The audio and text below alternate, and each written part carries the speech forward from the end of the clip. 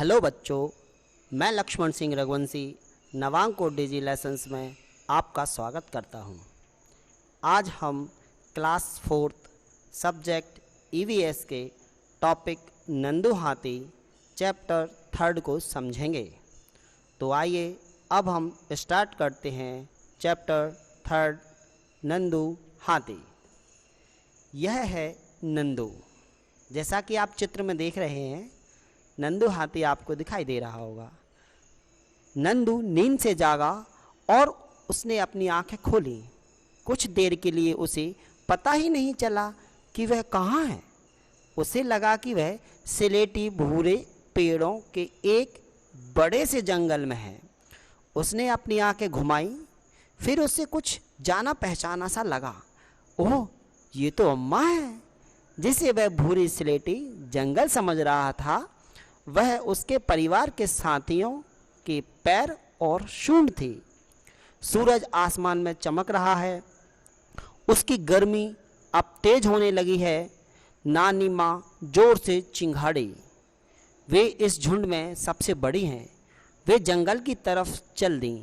बाकी सभी हथनियों ने नानी माँ को जंगल की तरफ जाते देखा तो वे सब भी उनके पीछे चल दी, और नंदू हाथी भी।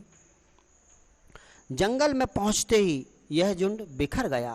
वे सभी अपने मनपसंद पत्तों और झाड़ियों को खाने के लिए अलग अलग हो गए। कुछ देर खाने के बाद सभी नदी की तरफ चलने लगे। सब बच्चे पानी में खेलने लगे। कुछ बड़ी हथनियाँ नदी किनारे मिट्टी में लेट गईं। अब आप सोच रहे हो कि मिट्टी में क्यों लेट गईं? मिट्टी में हाथी को खेलने में बहुत मज़ा आता है, और वो मिट्टी शरीर पर लपेटकर उसको पानी से, सूंड से उसको साफ करते हैं। जैसा कि हम लोग भी ना साबुन लगाते हैं ना, ऐसे ही मिट्टी हाथी के लिए साबुन का कार्य करती है। क्या तुम जानते हो, एक बड़ा हाथी एक दिन में 100 किलोग्राम से ज़्यादा पत्ते और झाड़ियाँ खा लेता है। हाथी बहुत कम आराम करता है। यह एक दिन में केवल 2 से 4 घंटे ही सोता है। हाथी को पानी और कीचड़ से खेलना बहुत भाता है। इससे उसके शरीर को ठंडक मिलती है। वैसे उसके कान भी पंखे की तरह होते हैं। गर्मी लगने पर हाथी अपने कान हिलाकर हवा करता है। चलो अब हम कुछ पता करते हैं। नंदू को सिर्फ 3 महीने का है, लेकिन उसका वजन 200 किलोग्राम है। तुम्हारा वजन कितना है? तो हमारा वजन लगभग 25 किलोग्राम है। अच्छा, तो तुम्हारी उम्र के कितने बच्चों का वजन मिलाकर नंदू के वजन के बराबर होगा? अब नंदू का वजन तो 200 किलोग्राम है और हमारा वजन है 25 किलोग्राम। तो चलो हम देखते हैं कि कितने बच्चों का वजन मिलाकर नंदू के बराबर होगा। तो मेरी उम्र के 8 बच्चों का वजन मिलाकर नंदू के वजन के बराबर होगा। अरे वाह, ये कितना अनुपम दृश्य दिखाई दे रहा है।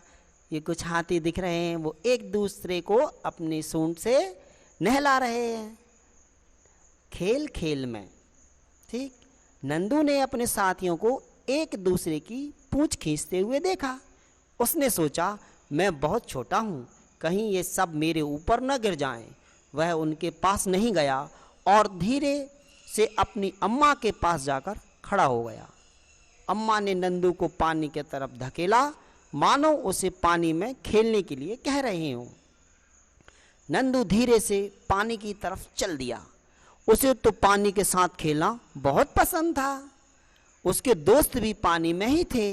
पानी के पास पहुंचते ही पानी का एक फव्वारा नंदू के सिर पर गिरा। नंदू पूरा भीग गया। उसने देखा यह उसके दोस्तों की शरारत थी।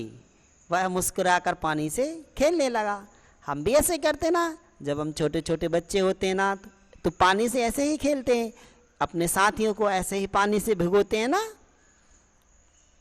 सूरज डूबने से पहले ही झुंड फिर से जंगल की तरफ चल दिया। जंगल में पहुंचते पहुंचते नंदू बहुत थक गया। वह दूध पीते पीते अपनी अम्मा के पैरों के बीच में सो गया। अब तुमने पढ़ा कि नंदू हाथी अपने झुंड के साथ रहता है। हाथियों के झुंड में केवल हथनियाँ और बच्चे ही रहते हैं। झुंड की सबसे बुजुर्ग हथनी पूरे झुंड की नेता होती है। एक झुंड में 10 से 12 हथनियाँ और बच्चे होते हैं। हाथी 14-15 साल तक ही इस झुंड में रहते हैं, फिर वो झुंड छोड़ देते हैं और अकेले रहते हैं। नंदू भी जब 14-15 साल का हो जाएगा तो वह अपना झुंड छोड़ देगा। हाथी की तरह ही हम भी कुछ जानवर समूह में एक साथ रहते हैं। जानवरों के ऐसे समूह को झुंड कहते हैं। झुंड में रहने वाले जानवर मिलजुल कर सभी काम करते हैं, जैसे खाने की तलाश में घूमना, खेलना और नहाना। ठीक है, चलो अब हम कुछ अभ्यास करते हैं। अगर तुम नंदू हाथी होते और झुंड में रहते तो क्या करते?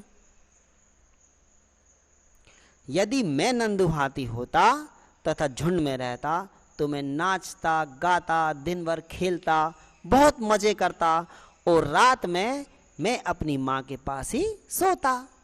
अपनी माँ के पास तो सभी बच्चे सोते हैं, है ना? हाँ, हाथियों के झुंड में सभी फैसले सबसे बुजुर्ग हथनी लेती है। तो तुम्हारे परिवार में घर के फैसले कौन लेता है? मेरे परिवार में अधिकांश फैसले मेरे माता पिता लेते हैं। हाथियों का झुंड एक कोलाज बनाओ। इसके लिए तुम हाथियों के जितने चित्र इकट्ठा कर सकते हो करो। अब उन्हें काटकर अपनी कॉपी में चिपकाओ। ये आज का होमवर्क है आपके लिए, ठीक है? तो हाथियों के झुंड जो होते हैं उसका एक कोलाज बनाओ। अब जानते हो ना? हाँ, जैसे हम मोबाइल पे कोलाज बनाते हैं ना, वैसे ही हाथियों के झुंड का भी एक कोलाज बनाना है। ठीक है? अरे वाह, ये क्या हाथी और ऊपर कुछ बैठे भी हैं बच्चे। ये है हाथी की जानदार सवारी, शानदार सवारी। आपने कभी हाथी की सवारी की है? नहीं की ना? हाँ, तो जब आप कभी जंगल में जाओ और अपने माता पिता के साथ जाओ तो एक बार हाथी की सवारी जरूर करना, इसमें बड़ा मजा आता है। अब हम कुछ सोचते हैं। जैसे कि ये चित्र दिख रहा है, ये एक भैंस दिख रही है, उसकी पीठ पर बगुला बैठा है। अब हम पता करते हैं कि ये बगुला क्यों बैठा है। बगुला भैंस पर क्यों बैठा होगा? सोचो क्यों बैठा होगा। चलो अब हम पता करते हैं। बगुला भैंस का मित्र होता है। यह भैंस के शरीर पर बैठे कीड़ों को खाकर भैंस की सहायता करता है, इसलिए बगुला भैंस की पीठ पर बैठता है। क्या तुमने किसी जानवर को दूसरे जानवर पर सवारी करते देखा है? तो उसका नाम बताओ। ठीक है, चलो, जो सवारी कर रहा है जानवर उसका नाम और जो सवारी दे रहा है जानवर उसका नाम, हम दोनों के बारे में पता करते हैं। तो सवार जानवर बगुला और सवारी देता जानवर कौन? भैंस। ठीक है बच्चों, समझ में आया? हाँ, अब ऐसे और जानवरों के नाम लिखो जिन्हें हम सवारी के काम में लाते हैं। चलो तो हम बताते हैं। घोड़ा, हाथी और ऊंट ये ऐसे जानवर हैं जिन्हें हम सवारी के काम में लाते हैं। ऐसे जानवरों के नाम लिखो जिन्हें हम सामान ढोने के काम में लाते हैं। आपने देखा है कुछ जानवर सामान ढोने का कार्य भी करते हैं। चलो तो देखते हैं कि कौन कौन से ऐसे जानवर हैं जो सामान ढोने के काम आते हैं।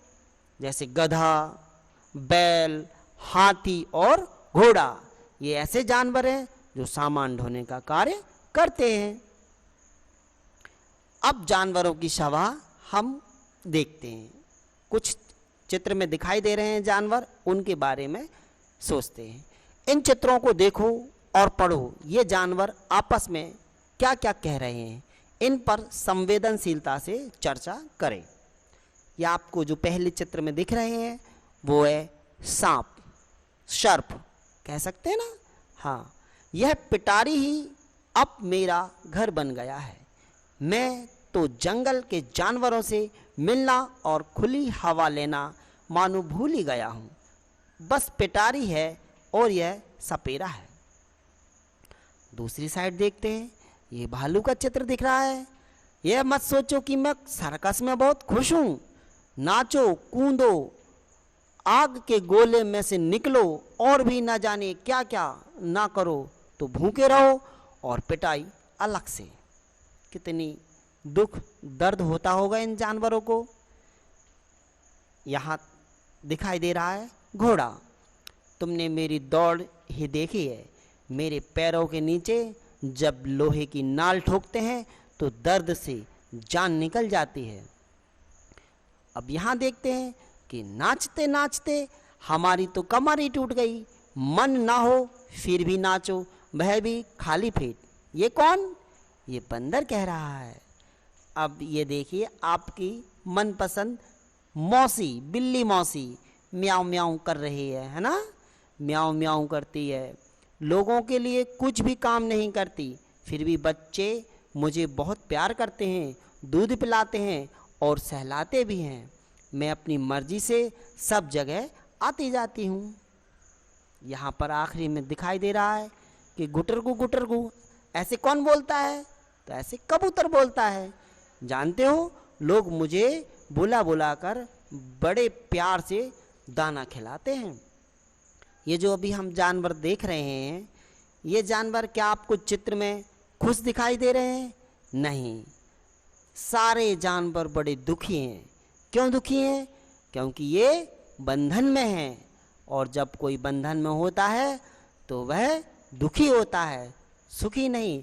हम भी जब खेलते कूदते हैं तो हमें कितना अच्छा लगता है, और कोई हमें ज़बरदस्ती करता है हमारे साथ तो हमें वो खेल कूद भी बुरा लगता है। ऐसे ही ये सारे जानवर बेचारे कुछ जंगल में हैं तो वो अच्छे से मज़े लेते हैं, लेकिन वो सर्कस में हैं तो उनके साथ बहुत सारे दर्द उनके साथ रहते हैं।